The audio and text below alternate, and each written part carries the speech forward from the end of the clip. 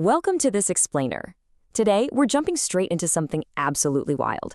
We're going to look at how a gaming company, literally a company built for gamers, quietly transformed into the $3 trillion backbone of the massive artificial intelligence boom we're seeing today. It's this incredible story of accidental brilliance, relentless innovation, and honestly, just a whole lot of silicone. I know it sounds a bit crazy, but to really understand this sort of accidental empire, we have to ask ourselves a pretty profound question. How on earth did hardware, originally built to render, Jurassic Park-style graphics for teenagers playing video games, end up evolving into the global infrastructure for AI? Because think about this. Back in 1993, when Jensen Huang and his co-founders first sketched out the idea for Nvidia at a Denny's diner, yes, a Denny's, they definitely were not trying to spark an AI revolution. They literally just wanted to make 3D video games run faster. Well, the scale of what that pivot turned into is just staggering. Today, Nvidia controls roughly 80 to 90% of the entire global AI chip market. Let that sink in for a second.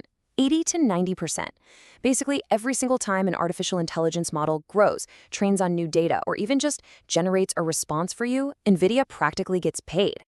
And when you look at the market breakdown, this reality is impossible to ignore. You've got major competitors like AMD and Intel, plus huge tech giants trying to build their own custom chips, and they are all basically left fighting for tiny slivers of the pie. Meanwhile, Nvidia is just utterly dominating the global AI ecosystem. Seriously, they aren't just a player in the space anymore. They are the actual board the game is being played on. So, Section 1, the AI Gold Rush. It really helps to look at this whole boom like a modern-day gold rush, right? Except here, intelligence is the new gold, and silicon is the pickaxe. You might remember that during the California gold rush, well over 90% of the miners actually failed. But the merchants, the ones selling the shovels and tools, they built lasting wealth. And that's exactly what's happening now. While thousands of startups are out there burning through billions of dollars, desperately trying to strike it rich by building the next killer AI app, the real winner is just sitting quietly behind the scenes. Nvidia is selling the single most important tool of our era, the GPU, or graphics processing unit. They've perfectly positioned themselves completely underneath the competition. And the proof is absolutely in the numbers. Nvidia's data center revenue just exploded. It went from about $15 billion to over $47 billion in just one single year. Think about that. That is a growth of more than 200%. It completely propelled their total market cap past the $3 trillion mark. In the blink of an eye, they went from being a relatively niche hardware designer to quite literally one of the most valuable companies on the entire planet. Moving right along to Section 2, CPUs versus GPUs explained. Okay, so to really grasp at the technology making all this possible, we need to understand the shift from serial to parallel computing. Like, how exactly does a computer chip meant for video games train an AI? Well, let's visualize it. Imagine a traditional CPU is like a single brilliant master chef. This chef is amazing, but handles complex tasks sequentially, one step at a time. A GPU, on the other hand, operates more like a massive kitchen filled with thousands of line cooks. They're all executing simpler tasks simultaneously. That's parallel computing in a nutshell. And originally, this was just designed to calculate the color and position of millions of tiny pixels on your monitor at the exact same fraction of a second. But here is the wild part. The mathematical coincidence here literally changed history. It turns out the exact same parallel math, specifically something called matrix multiplication, that was used to render, say, a realistic shadow in a 1990s video game, yeah, that is the exact same math required to train a modern neural network. So without even trying to, Nvidia had inadvertently built the perfect brain for artificial intelligence, way before the AI industry as we know it even existed. Which brings us to Section 3. The CUDA software trap. Now, the hardware is honestly only half the story. We absolutely have to talk about the invisible software moat that basically locked in the entire tech industry. So follow their timeline here. From that wild initial sketch at Denny's in '93 to inventing the first official GPU in '99, the truly pivotal moment actually happened in 2006. That's when Nvidia released a software platform called CUDA. This was a toolkit that finally allowed programmers to use GPUs for general-purpose computing, not just gaming graphics. Now, for nearly a decade, Wall Street thought this was a massive waste of money. They literally valued this software investment at zero. But when the AlexNet AI breakthrough happened in 2012, and then of course when ChatGPT exploded onto the scene in 2022, Nvidia was the only company on Earth ready with both the hardware and the software to actually power it. And what that did was create this incredible compounding machine. Think about it. More demand for AI naturally leads to more GPU sales. Then, that massive hardware footprint encourages more developers to write their code specifically using Nvidia's CUDA software. And today, with millions of developers and thousands of AI frameworks totally dependent on CUDA, we are looking at total ecosystem lock-in. Switching away from Nvidia right now wouldn't just mean buying a different brand of chips. It would literally mean spending years and billions of dollars completely rebuilding entire software ecosystems from the ground up. Nobody wants to do that.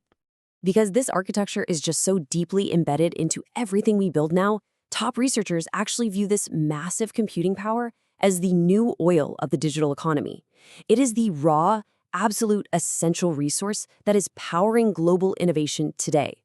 Across healthcare, finance, self-driving cars, robotics, you name it, it runs on this stuff. All right, on to Section 4, Silicon Valley's new currency.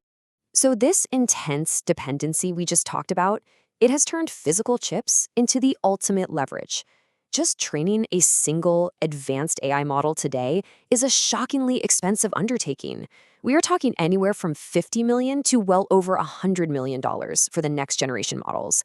And that is just for the computing power alone. So when tech giants deploy these massive models, the vast majority of those tens of millions of dollars, yeah, they are flowing straight into Nvidia's pockets. And when you realize that a single Nvidia DGX server board, which basically packs 8 of these powerful GPUs together, comes with a suggested price tag of nearly $200,000, well, you really start to see the bigger picture. Computing capacity has literally become Silicon Valley's brand new currency. I mean, tech companies openly boast to their investors on earnings calls about how many thousands of Nvidia chips they've managed to hoard. It has become the ultimate bottleneck for the entire industry. Let's head into Section 5, Threats to the Empire. Because look, no empire is totally invincible, right? And to fully grasp this whole story, we've got to look at the massive vulnerabilities currently facing this trillion-dollar giant. Nvidia is actually dealing with some severe compounding risks across multiple fronts. First, geopolitically, they're subject to these sweeping U.S. export bans. Those restrictions stop them from selling their most advanced AI chips to China, which basically forces them to constantly re-engineer their products just to stay compliant. Then, structurally, Nvidia is what's called a fabless company. That means they design the chips, sure, but they rely entirely on TSMC over in Taiwan to actually manufacture them. That extreme reliance creates a huge supply chain fragility. And finally, commercially, well, their biggest customers, think Google, Amazon, Microsoft, they are aggressively racing to build their own custom chips. Why? Because they really want to stop writing billion-dollar checks to Nvidia. And believe me, CEO Jensen Huang is acutely aware of these threats. His relentless, almost paranoid survival philosophy is summed up perfectly in this quote: "Either you are running for food or you are running from becoming food." He knows full well that the tech giants currently funding Nvidia's absolute dominance are the exact same companies actively trying to replace them right now. So Nvidia's only real defense? They have to innovate at a blistering pace. They have to make absolutely sure their hardware and software ecosystem stays years, not just months, ahead of the competition. So, as this global AI race accelerates and the boundaries of what these digital minds can do seem to expand every single day, it leaves us with a vital question. What actually happens when the entire world's digital future, and I mean everything from groundbreaking medical discoveries to essential national security infrastructure, runs through a single, solitary hardware pipeline? Who really holds the power?